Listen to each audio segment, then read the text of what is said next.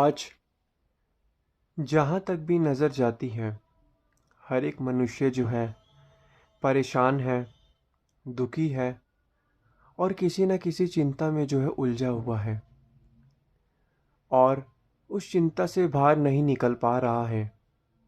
लेकिन ध्यान से अनुभव किया जाए, देखा जाए तो मनुष्य जो है अपने विचारों और ख्यालों के कारण ही परेशान है और अशांत है। जिस तरीके से कहा जाता है कि मकड़ी भी नहीं उलझती अपने बनाए जालों में, मनुष्य उलझ जाता है खुद ही अपने बनाए विचारों में। मनुष्य का अपने विचारों में जो उलझ जाता है, इसी कारण वह मनुष्य अशांत है, परेशान है और हमेशा दुखी रहता है। अब इसका दुख हमें पता चल गया है कि अपने विचारों के कारण दुखी है, तो क्या कर सकता है? क्या वो विचार बंद कर सकता है? क्या अपने मन को कह सकता है कि अब मैं हमेशा सकारात्मक सोचूंगा, मैंने नकारात्मक नहीं सोचना? मनुष्य के पास ऐसी कोई भी शक्ति नहीं है कि वो अपने विचारों को रोक पाए। विचार तो आने ही आने हैं, लेकिन मनुष्य के पास अपनी चेतना है, जिस चेतना से वह समझ सकता है कि कौन सा विचार उसके लिए सही है, कौन सा विचार उसके लिए गलत है, कौन सा विचार सब कुछ सही बता रहा है, कौन सा विचार गलत बता रहा है, कौन से विचार से हमें शांति मिलेगी, कौन से विचार से हम फंसेंगे। तो कहने का तात्पर्य यही है कि मनुष्य जो है इस दुनिया में जो है हमेशा अशांत परेशान रह रहा है और चाहता तो सुख की तलाश है, लेकिन तब भी अपने मन के ख्यालों में फंस जाता है। अब मनुष्य मन के विचारों में कैसे फंसता है? हमने देखा है कि कुछ लोगों को आदत होती है ज़्यादा से ज़्यादा सोचने की, वहम करने की, चीज़ों को सोचने की।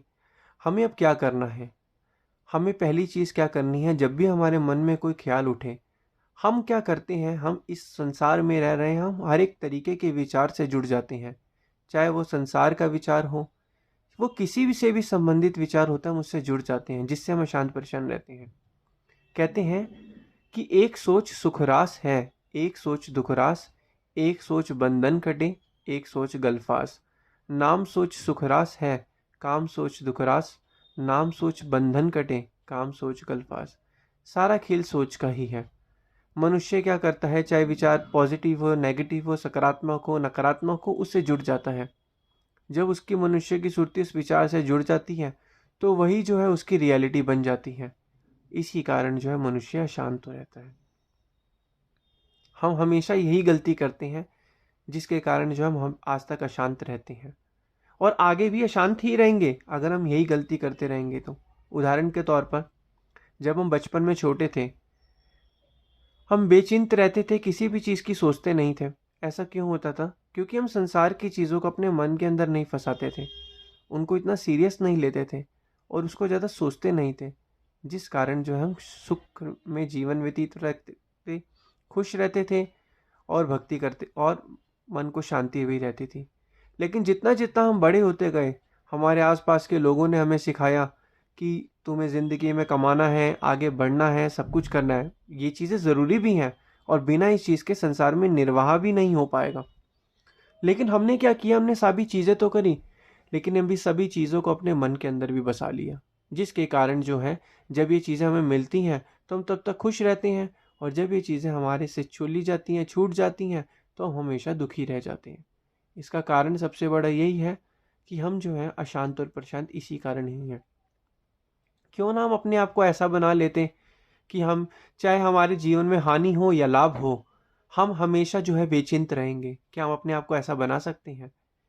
कैसे बनाएंगे? पहली चीज़ तो हमें ये सोचनी है कि कई मनुष्य कहते हैं कि मेरे पास धन कम है, मेरे पास ज़्यादा है। मनुष्य को सबसे पहले ये चीज़ें क्लियर होनी चाहिए कि उसकी दुनिया, उसका जो इस संसार में उसको जो धन मिल रहा है, धन उसको कैसे मिल रहा है? उसके कर्मों के अनुसार। पिछले जन्म में मनुष्य ने जो कर्म किए, मनुष्य को धन मिल रहा है, बिजनेस व्यापार मिल रहा है, जमीन जायदाद मिल रही है, पुत्र संतान मिल रही है। ये उसको अपने पिछले कर्मों के अनुसार मिल रही है। और इस जन्म तो हर एक मनुष्य के अलग अलग कर्म है। हर एक मनुष्य के दो हाथ हैं, दो पैर हैं, दो आँख है, एक नाक है, एक मुंह है, दो कान है। सारे मनुष्य सही दिखते हैं, लेकिन कुछ अमीर है, कुछ गरीब है, कुछ मिडिल क्लास है। ऐसा क्यों है? क्योंकि मनुष्य को अपने कर्मों के अनुसार ही इस संसार में वो चीज़ें मिल रही हैं। अगर कहते हैं कि अगर हम इस जन्म में कर्म अच्छे करेंगे तो हमें आगे जाके संसार में चीज़ें अगले जन्म में सही मिलेगी। अब कहा जाता है कि मनुष्य को तो चीज़ें कर्मों के अनुसार मिल रही है, पहली चीज़ तो ये। अब दूसरी चीज़ क्या, लेकिन मन की शांति किस पर निर्भर करती है? मन की शांति हमारी निर्भर करती है, हाँ, हम मन की शांति को प्राप्त कर सकते हैं इस जन्म में। कैसे? परमपिता परमात्मा, वक़्त के संतों, महापुरुष, पारब्रह्म परमेश्वर की शरण, जो पारब्रह्म परमेश्वर का रूप है, वक़्त के संतों महापुरुषों की शरण को ग्रहण कर कर हम जो है नाम जप के, साधना सुमिरन करके, जो है उनके बताए गए नियमों की पालना करके जो है हम जो है नाम को जपेंगे, तो हमारा आत्मा का अपने आप कल्याण होता रहेगा। ये चीज़ हम कर सकते हैं जिससे हमारे मन को शांति मिलेगी और जीवन आनंद से व्यतीत होगा। लेकिन क्या हम ये चीज़ करते हैं और क्या हम करेंगे? पहले तो हमें अपने आप से खुद पूछना है। अगर करेंगे और एक दृढ़ संकल्प है और एक दृढ़ प्रण है, करेंगे, तो आज से ही हमारे जो है मन के सारे ख्याल शुद्ध हो जाएंगे, मन को शांति मिलेगी, जीवन आनंद से व्यतीत होगा, अगर हम ये करेंगे तो। और अगर हम ये नहीं करेंगे तो हमारे मन के अंदर अशांति रहेगी। मनुष्य को जन्म मिला है कर्म करने के लिए। अब कर्म वो जो कर रहा है उसके हिसाब से उसको फल मिल रहा है। जो मनुष्य जैसा कर्म करेगा उसको वैसा ही फल मिलेगा। लेकिन मानुष मानुष अंतरा, कोई हीरा तो कोई कंकरा।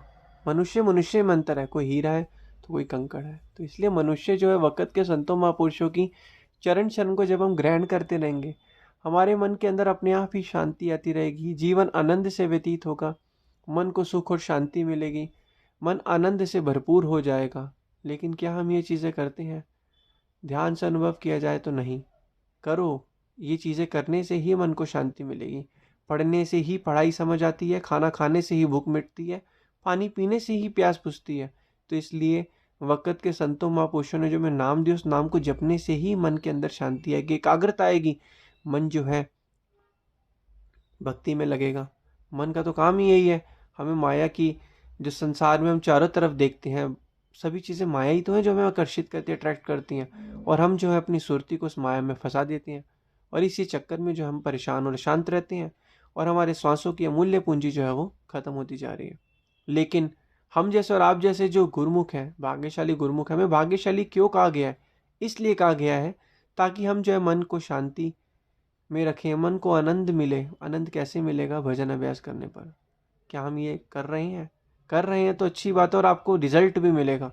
अगर नहीं कर रहे तो अभी भी नहीं किया तो अब कर लेना चाहिए। जितना जितना हम भजन करेंगे हमारे मन के अंदर हमेशा शांति रहेगी, वरना तो संसार में रहकर मन संसार से जुड़ेगा तो उसमें ही शांत रहेगा। तो जितना हम भक्ति करेंगे उतना हमारे मन को शांति मिलेगी और जीवन हमारा आनंद से व्यतीत होगा।